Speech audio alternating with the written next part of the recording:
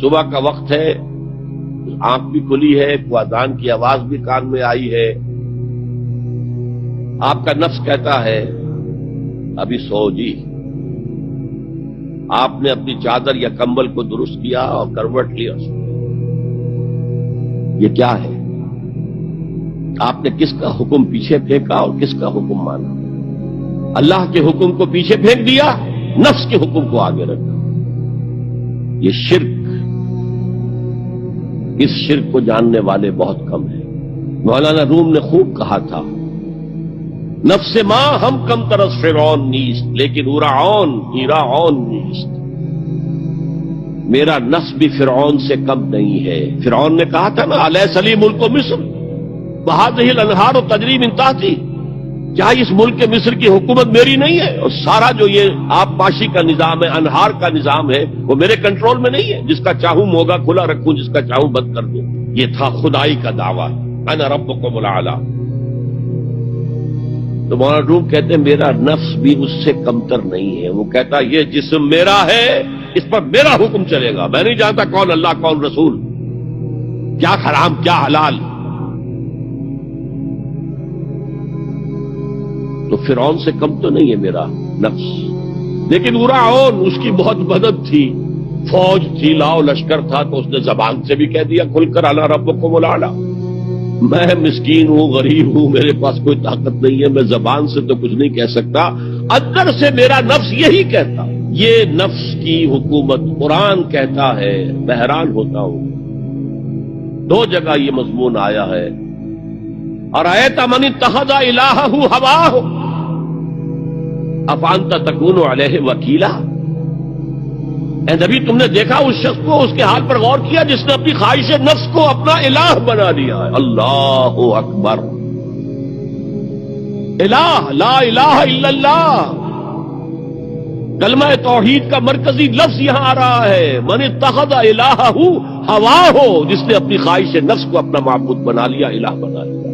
افانت تکون علیہ وکیلا، کیا آپ ایسے شخص کی کوئی ذمہ داری لے سکتے ہیں؟ سود حرام ہوا کرے جی، حرام ورام،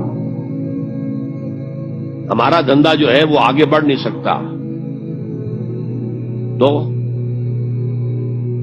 اللہ کے حکم کو پیچھے ڈالا، نفس کے تقاضے کو آگے رکھا. کون معبود ہے آپ کا؟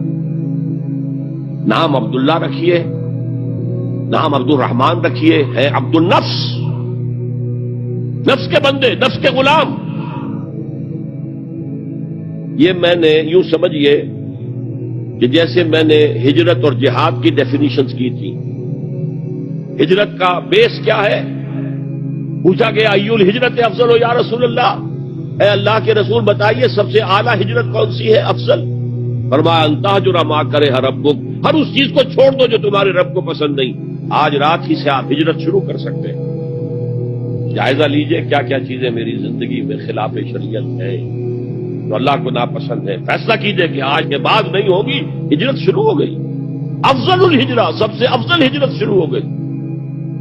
لیکن ٹاپ پر لے جائیے تو یہ ہجرت جب اللہ کے دین کو قائم کرنے کی جدوجہد اس مرحلے پر آ جائے کہ اب باطل کے ساتھ ٹکراؤ ہے اور اب چاہیے کہ ساری قوت ایک مرکز پر جمع ہو جائے، ہجرت فرض کر دی گئی.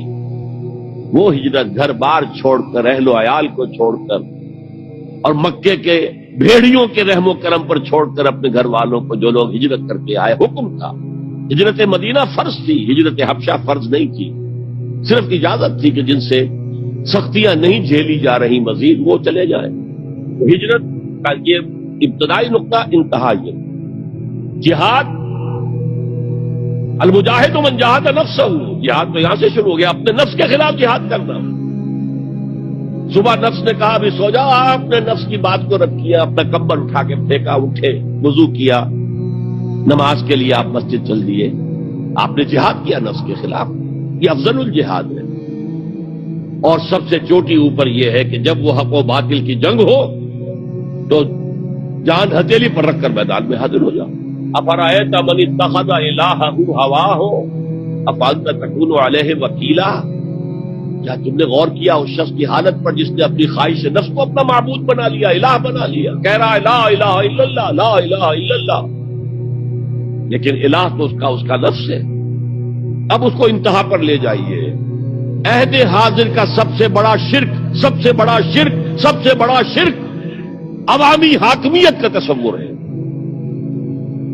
حاکم اللہ کے سوا کوئی نہیں. ان الحکم الا للہ.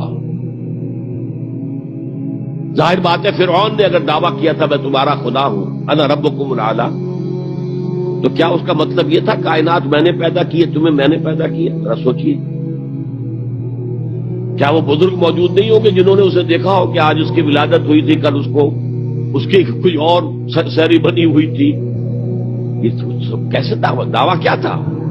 میرا حکم چلے گا, میں نہیں جانتا. علیہ ملک مصر کی حکومت میری ہے کہ نہیں؟ یہ دعویٰ تھا, یہ خدائی کا دعویٰ.